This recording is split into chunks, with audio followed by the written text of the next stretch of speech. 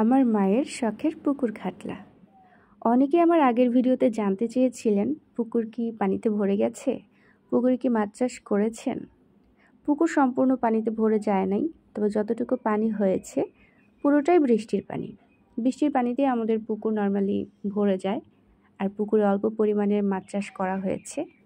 কৃষ্ণচূড়া ফুল যে এত এত ভালো লাগে, যার কারণে আব্বাকে বলেছিলাম কৃষ্ণচূড়া গাছ লাগাতে পুকুর পাড়ে।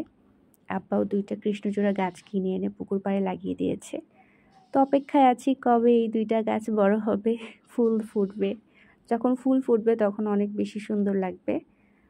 তবে গাছগুলো খুবই ছোট, অপেক্ষায় আছি তাড়াতাড়ি বড় হওয়ার।